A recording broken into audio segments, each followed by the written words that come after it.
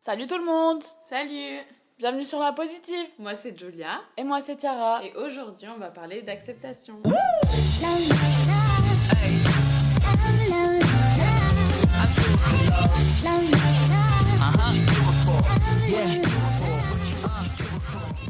On voulait vous parler d'acceptation parce qu'on pense que c'est vraiment un bon début pour commencer à travailler sur le développement personnel et que c'est une bonne notion de base pour justement avancer et se construire et essayer d'être dans la positivité, dans un bien-être en fait. Et du coup, Julia va nous parler de son expérience, de ce qu'elle ressent par rapport à ça et peut-être vous donner des petites clés qui vont vous aider, vous, à accepter les choses de la vie et vous faire vous sentir mieux. Oui, du coup, alors accepter pour moi, c'est avoir la faculté de se détacher de ce qui se passe dans sa vie et se dire que en fait, ce qui se passe est vraiment pour aller vers ce qu'il y a de mieux pour moi. J'ai pu me rendre compte dans mes expériences que j'avais pas toujours le pouvoir sur les choses, sur les gens, sur les situations, sur les relations, mais mon pouvoir à moi, c'était de les accepter et de prendre en fait ces situations comme elles venaient. Et je veux juste faire la petite parenthèse, je parle pas ici d'être passif, il faut toujours faire du mieux que l'on peut, il faut pas accepter une situation, une personne qui ne nous convient pas, il faut toujours être en accord avec ses valeurs, se respecter, respecter les autres. Mais ici, je parle vraiment des choses dont on n'a pas le pouvoir dessus. Par exemple, une rupture amoureuse, un deuil, un refus d'une candidature de travail, des situations qui arrivent, qui parfois nous font douter, nous frustrent ou nous plongent dans la douleur. Je veux bien parler de ces choses-là. Et voilà, en prenant mon expérience personnelle, moi je suis une personne qui a besoin d'avoir le contrôle sur les choses. J'ai toujours beaucoup d'attentes envers les personnes et envers ma vie. Et voilà, j'ai pu vivre des situations comme des ruptures amoureuses qui m'ont fait souffrir.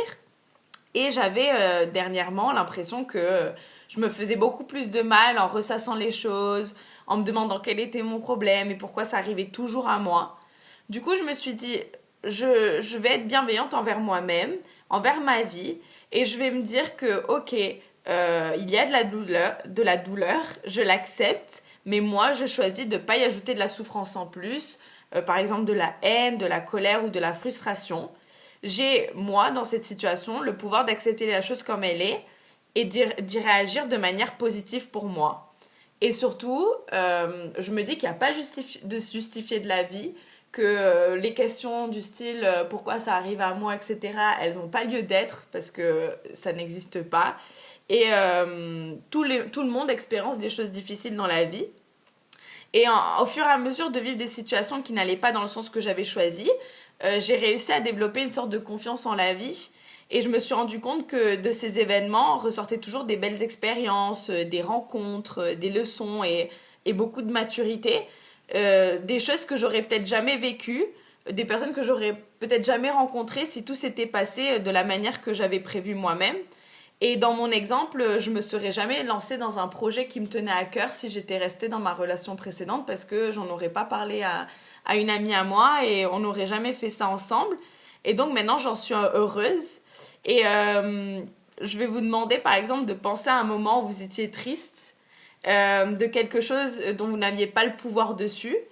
Et pensez à tout ce que vous n'auriez pas vécu de positif si ça serait passé de la manière dont vous le souhaitiez. Et je suis sûre que vous avez plein de moments ou plein d'événements de positifs qui se sont passés à partir de cette expérience que vous pensiez être négative vu que ça n'allait pas de votre côté.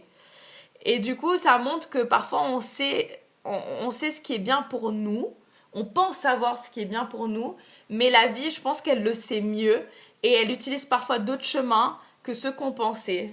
Du coup, je pense qu'il faut juste faire confiance en la vie et se dire que ce qui arrive, c'est vraiment pour le mieux pour nous. Et je sais pas vous, mais moi, je suis souvent je suis agréablement surprise par la vie. Et je me dis, quand les choses se passent différemment que ce que j'avais prévu moi, maintenant, qu'est-ce qui m'attend, ça me rend excitée par rapport à la vie et par rapport aux événements. Et du coup, j'ai l'impression que lorsqu'on développe cette acceptation de la vie, et cette confiance vis-à-vis d'elle, on prend toutes les expériences comme quelque chose de positif. Même quand la douleur est là, on se rend compte qu'il y a souvent du positif aussi. Et moi, j'ai pris l'habitude, et je vous conseille de le faire, d'écrire quand quelque chose vous arrive et qui vous rend mal. Essayez d'écrire comment vous vous sentez et qu'est-ce que vous en tirez. Donc peut-être c'est pas tout de suite parce que sur le moment, on a peut-être des émotions qui nous empêchent de voir un peu, d'en tirer tout de suite les leçons positives, mais au fur et à mesure, essayez d'écrire les choses positives que vous ressortez de cet événement et cette situation. Et je suis sûre qu'au fur et à mesure, ça va vous permettre, quand vous revivez quelque chose d'un peu difficile, de relire comment vous en êtes sorti et que vous voyez qu'en fait, c'est du positif de ça. Et ça aide encore à créer encore plus de positif et de confiance envers la vie. Et voilà, on a même moins peur de ce qui peut arriver dans la vie parce qu'on a l'impression que maintenant on a les armes et que tout ce qu'on a vécu, ça nous permet d'avoir une arme en plus pour la vie en quelque sorte. Et d'ailleurs, j'ai une petite histoire à vous raconter par rapport au fait que tout se passe pour le mieux. C'est une histoire que j'ai lue dans un livre de Frédéric Lenoir que je vous conseille, qui s'appelle L'âme du monde, ou c'est dans la sagesse, je me souviens pas exactement, mais c'est deux livres qui se ressemblent beaucoup, parce qu'ils parlent tous les deux de la sagesse et qui sont super intéressants. Et du coup, il donne l'exemple d'un roi qui a un homme de compagnie. Et cet homme de compagnie, il a toujours l'habitude de dire au roi, quand il se passe quelque chose, tout va pour le mieux, tout est pour le mieux.